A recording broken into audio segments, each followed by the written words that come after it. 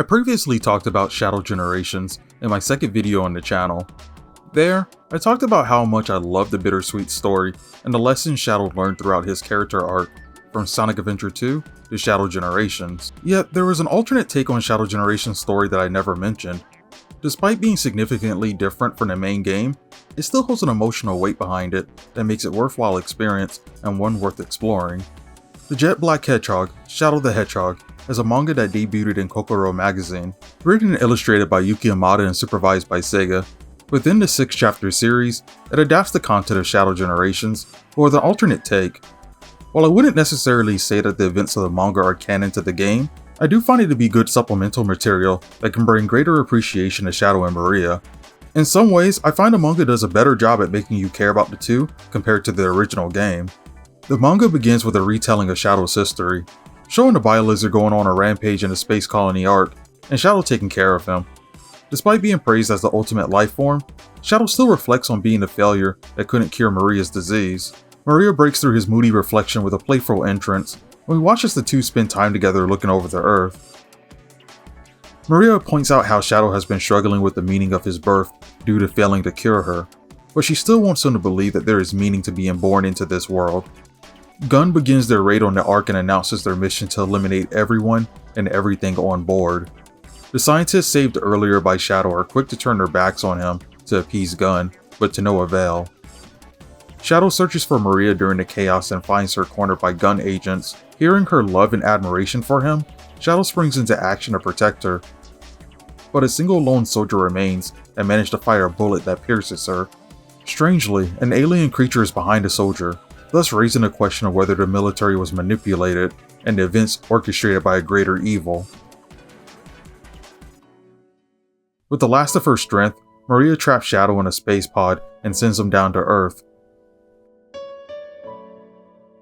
Shadow is suddenly transported to a strange world where he comes across an alien creature named Bug-Eye, who proceeds to explain what white space is and how Shadow needs to gather the 3 wishing orbs to bring Maria back to life. From this point onwards, the manga starts to cover the events from the game with Shadow racing to get closer to saving Maria. Given the short length of the manga, many elements from the game are skipped over or removed entirely as the manga takes great liberty on what should be shown.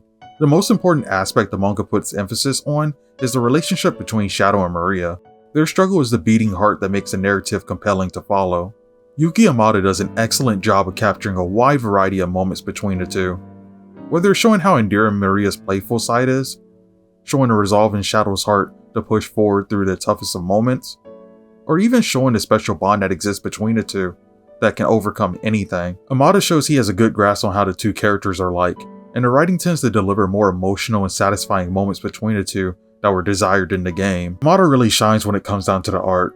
The art style captures the serious, goofy, and emotional moments really well. Shadow's coolness is captured with some of the sickest shots ever in the manga. A favorite is during the fight with the Bio-Lizard, where Shadow sacrifices himself to store energy for his Chaos Spears. The look of determination sends a chill down my spine. Maria is drawn in a nice anime style that perfectly captures her bubbly personality. My favorite moments are when Yamada tends to draw her in an angelic way. It feels like a glimpse of how Maria looks through Shadow eyes, as she's his angel, and he, her protector. The double-page spreads are always a treat on the eyes and where Yamada gets to flex his artistic talents. The spread of Devil Doom being one of my favorites, as the buildings in the background gives a sense of everything bending to Doom's will and his complete control of everything. While there's far too many moments within the manga that I can talk about how much I love, one moment I want to highlight is the page of Shadow and Maria looking over the Earth from Chapter 1. This iconic shot of them has been a thing since their debut in Sonic Adventure 2, but it's the behind-the-scenes creation that I love about it. Shiro Maekawa, the writer of Sonic Adventure 2, revealed that when working on the game, the scene of Shadow and Maria looking over the Earth was inspired by one of his favorite manga called Please Save My Earth. There is a scene in the anime where it depicts the two main characters together looking over the Earth. The reimagined Sonic version of the scene would continue to be shown in other media, such as Sonic X, but it's nice to see it so beautifully captured and brought to life in a manga form. The Jet Black Hedgehog, Shadow the Hedgehog is a pretty good Sonic manga. If you're looking for more content to enjoy regarding Shadow and Maria, then this is a good read.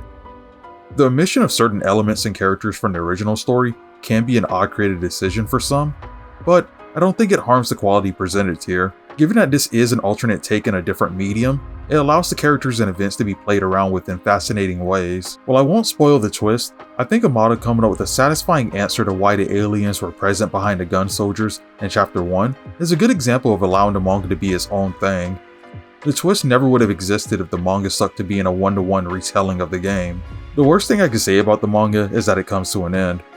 Reading the final pages left me wanting so much more, but in a sense, I guess that's also a compliment and testament to what Yuki Amada was able to do with the material given. As of now, the Shadow manga doesn't have an official English release and is only available for purchase in Japanese. Thankfully, we do have English fan translations around if you're curious to read. If you are interested in buying a Japanese copy, I have a link in the description below as to where you can buy it from. I'm hopeful that despite being a short release, it'll be successful and lead into another Sonic manga by Amada. For now, I'm happy with what we got. This was some of the best content received during the year of Shadow that went under the radar, but hopefully more people will be able to find it and appreciate it.